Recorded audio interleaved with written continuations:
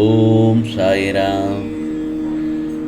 என் அன்பு குழந்தையே, இந்த நல்லதொரு காலை பொழுதில் உன் சாயப்பா உன்னிடம் பேச காத்திருக்கிறேன். அவசரமான செய்தி தவற விட்டு பிறகு வருத்தப்படாதே.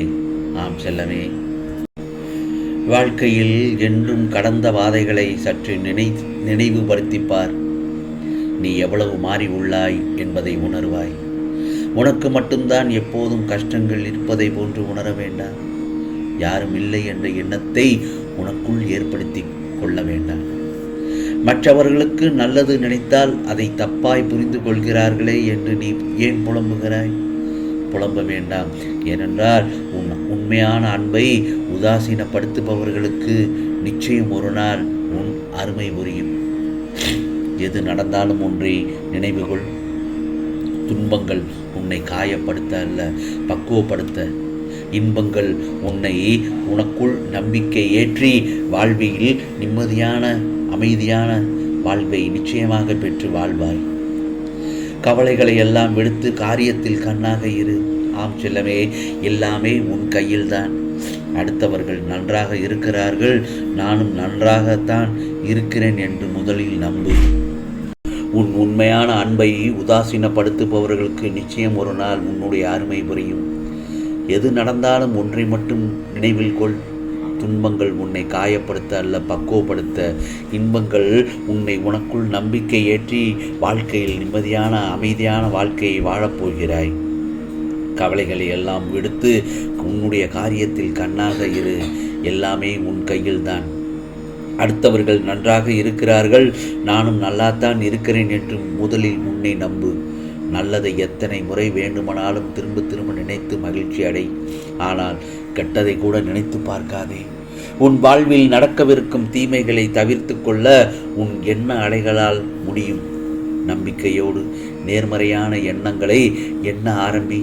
மாற்றமே வராமல் போவது இல்லை. எல்லாவற்றையும் எண்ணங்களால் மாற்றி அமைத்துக் கொள்ள முடியும் என்பதே முற்றிலும் உண்மை. ஆகவே உன் வாழ்க்கையில் நீ முன்னேறி வெற்றி பெற்று சீரும் சிறப்புமாய் நல்ல பெயருடன் நிம்மதியான மகிழ்ச்சியாய் வாழ்க்கையை வாழப்போகிறாய். என் ஆசி எப்பொழுதும் உனக்கு உண்டு என் செல்லமே. அதே நேரத்தில் வாழ்க்கை என்பது அமைதியானது தானே. உன் மனம் மட்டும்தான் பதற்றமாக இருக்கிறது. அதை சாந்தப்படுத்தி வாழ்வில் வெற்றி பெற சில வழிமுறைகளை உள்ளது. பின்பற்று. உன் வாழ்வில் வசந்த காலம் உன்னை தேடி வரும். உனக்கு உள்ள பிரச்சனைகள் எல்லாம் உன்னுடைய திறமைக்கு உட்பட்டவைதானே. அதை மீறிய பிரச்சனைகளே ஏதும் இல்லை. நல்ல முடிவுகள் அனுபவத்திலிருந்து பிறக்கின்றன. ஆனால் அனுபவமோ தவறான முடிவுகளிலிருந்து தான் கிடைக்கிறது. ஆகவே எதையும் உயர்வாக பார்க்காதே, தாழ்வாகவும் பார்க்காதே. யாரையும் ஆராதிக்க வேண்டாம், தூற்றவும் வேண்டாம். நோக்கத்தில் தெளிவும் மனதில் அமைதியும் கொண்டு நீ செயல்படும் போதுதான் உனக்கான விரும்பும் லட்சியத்தை நிச்சயமாக அடைய முடியும். ஆகவே எப்போதும் எல்லாம் இறைவன் செயல் என நாம் உணர்கிறோமோ அப்போது நன்மையும் ஆனந்தமும் அமைதியும் உன் வாழ்க்கையில் நிரம்பி வழியும். உறவினராயினும் கடவுளே ஆனாலும் தர்மமே மேலானது. ஆகவே தர்மத்திற்கு எதிராக செயல்படும் அனைவரும் ஒரு நாள் வீழ்ந்து போவார்கள். விதி வலியது. மனித உள்ளத்தின் முன் விதி பின்வாங்கும். அரிய சாதனைகள் அனைத்தும் வலிமையினால் செய்யப்பட்டவை அல்ல, விடாமுயற்சியினால் தான். ஆம் செல்லமே, நீ தேடும் ஆனந்தமும் அமைதியும் உன் உள்ளேதான் உள்ளது. அதனை வெளியே தேடாதே, உன் உள்ளேயே தேடு.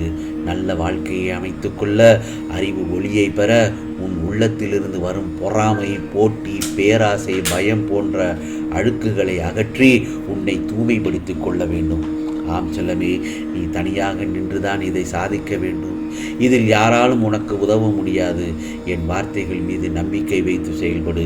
வாழ்க்கையில் நீ உயர்ந்த நிலையை அடைவாய். உனது கவலைகளுக்கு காரணம் உனது கர்ம வினை என்றேன். நீயோ நான் ஏதும் பாவம் செய்யவில்லையே, எந்த வகையிலும் தவறும் செய்யவில்லையே என்றாள். ஆனால் நீ எந்த ஜென்மத்தில் எந்த கர்மாவும் செய்யவில்லை.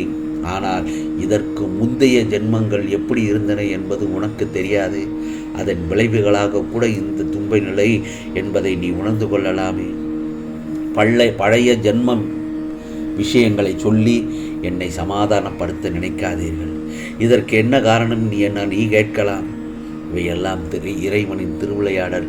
உனது வாழ்வில் நடப்பதால் நீ துன்பத்தை ஏற்க வேண்டிய நிலை உள்ளது என்பதை மட்டும் மறந்து விடாதே.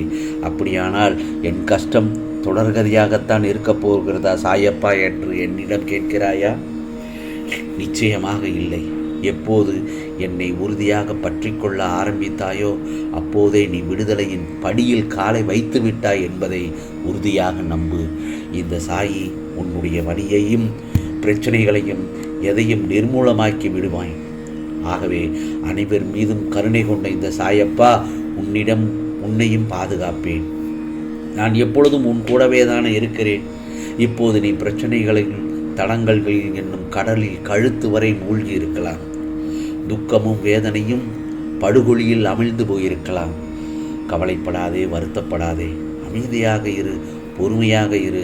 நம்பிக்கையோடு என் நாமத்தை இடைவிடாது ஓம் சாயி ஓம் சாயி என்று சொல்ல சொல்ல உன்னுடைய துக்கத்திலிருந்து நீ விடுதலை அடைகிறாய். உனது துக்க நாட்கள் எல்லாம் முடிந்து விட்டது என்று நீ நினைத்து கொள்ளலாம். ஏனென்றால் எனது நாமம் உனது உள்ளத்திலும் யோக சக்தியான உதி உன் நெற்றியிலும் இருக்கும் வரை எந்த கெடுதலும் உன்னை நெருங்க முடியாது. ஆம் செல்லமே, இது சாயப்பாவின் சத்திய வாக்கு.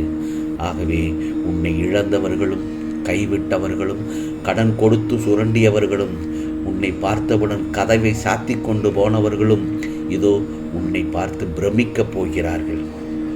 அதுவரை நான் சிறிது மயராது உனக்காக உழைக்க தயாராகிவிட்டேன். நான் உன்னை விட்டு விலகவும் மாட்டேன். ஆம் செல்லமே, உன்னை விட்டு நான் எங்கும் செல்ல மாட்டேன். உனக்காக இந்த சாயப்பா வாழ்ந்து கொண்டிருக்கிறேன். உனக்கான கர்ம வினைகளை நான் சுமந்து உன்னுடைய கர்ம வினைகளை எல்லாம் போக்கி உன்னை ராஜயோகத்தில் வாழ வைக்கப் போகிறேன். இது சாயப்பாவின் சத்திய வாக்கு. ஆம் செல்லமே, ஆகையால் உன்னுள் எழும் அனைத்து நேர்மறை எதிர்மறை எண்ணங்களை கவனி. அதன் பிறகு நீ எப்படி மாற வேண்டும் என்று உனக்குள் நான் அறிவுரைத்து கொண்டிருப்பேன். அதனை விசுவாசத்துடன் கேட்டு நடந்தால் நிச்சயம் நீ செம்மை அடைவாய், ஜெயமாய் வாழ்வாய். உனக்கானது நிச்சயமாக நல்லதே நடக்கும், நல்லதே நடக்கும். ஓம் சாய்ராம், ஓம் சாய்ராம். ராம்ஜி அருள் கிடைக்கட்டும்.